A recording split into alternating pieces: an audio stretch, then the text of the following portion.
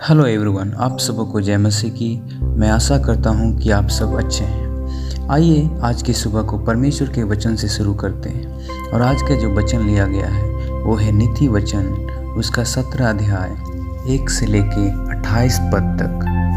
नीति वचन 17 अध्याय उसका 1 से लेके 28 पद तक। इस प्रकार से परमेश्वर का वचन में लिखा है, चैन के साथ सूखा टुकड़ा उस घर की अपेक्षा उत्तम है जो मेल बलि पशुओं से भरा हो, परंतु उसमें झगड़े रगड़े हो। बुद्धि से चलने वाला दास अपने स्वामी के उस पुत्र पर जो लज्जा का कारण होता है प्रभुता करेगा, और उस पुत्र के भाइयों के बीच भागी होगा। चांदी के लिए कुठाली और सोने के लिए भट्ठी होती है, परंतु मनों को यहोवा जांचता है। कुकर्मी अनर्थ बातों को ध्यान देकर सुनता है, और झूठा मनुष्य दुष्टता की बात की ओर कान लगाता है। जो निर्धन को ठट्ठों में उड़ाता है वह उसके कर्ता की निंदा करता है, और जो किसी विपत्ति पर हंसता है वह निर्दोष नहीं ठहरेगा। बूढ़ों की शोभा उनके नाती पोते हैं, और बाल बच्चों की शोभा उनके माता पिता हैं। मूढ़ के मुख से उत्तम बात फबती नहीं, और इससे अधिक प्रधान के मुख से झूठी बात नहीं फबती। देने वाले के हाथ में घूस मोह लेने वाला मणि का काम देता है। ऐसे पुरुष जिधर फिरता है उधर ही उसका काम सफल होता है।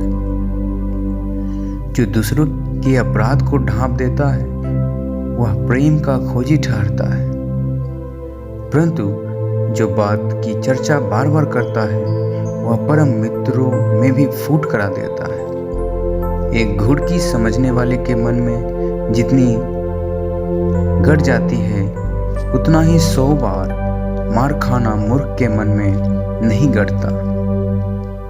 बुरा मनुष्य दंगे ही का यत्न करता है, इसलिए उसके पास कूड़ दूत भेजा जाएगा।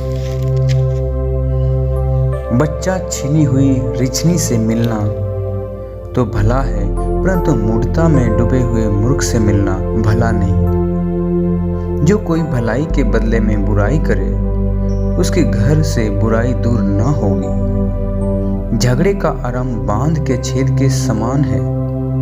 झगड़ा बढ़ने से पहले उसको छोड़ देना उचित है। जो दोषी का निर्दोष और जो निर्दोष को दोषी ठहराता है उन दोनों से यहोवा घृणा करता है। बुद्धि मोल लेने के लिए मूर्ख अपने हाथ में दाम क्यों लिए है? वह उसे चाहता ही नहीं। मित्र सब समयों में प्रेम रखता है, और विपत्ति के दिन भाई बन जाता है। निर्बुद्धि मनुष्य हाथ पर हाथ मारता है और अपने पड़ोसी के समान सामने उत्तरदायी होता है। जो झगड़े रगड़े से प्रीति रखता है वह अपराध करने से भी प्रीति रखता है, और जो अपने फाटक को बड़ा करता है वह अपने विनाश के लिए यत्न करता है।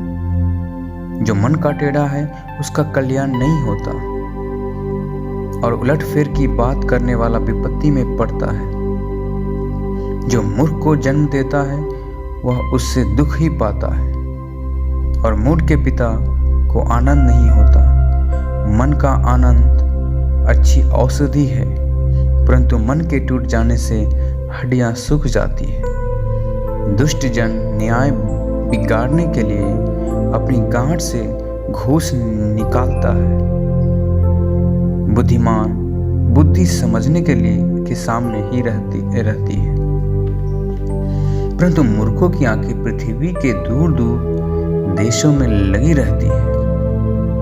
मूर्ख पुत्र से पिता उदास होता है, और जननी को शौक होता है। फिर धर्मी से जुर्माना लेना और प्रधानों को खराई के कारण पिटवाना, दोनों काम अच्छे नहीं है।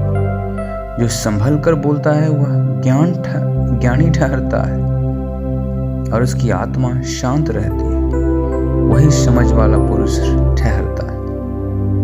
मूड भी जब चुप रहता है तब बुद्धिमान गिना जाता है, और जो अपना मुंह बंद रखता है वह समझ वाला गिना जाता है। परमेश्वर आप सबों से इन वचनों के द्वारा बातचीत करे। आप सबों का दिन अच्छा हो। सबको परमेश्वर आशीष और बरकत दे। आमीन।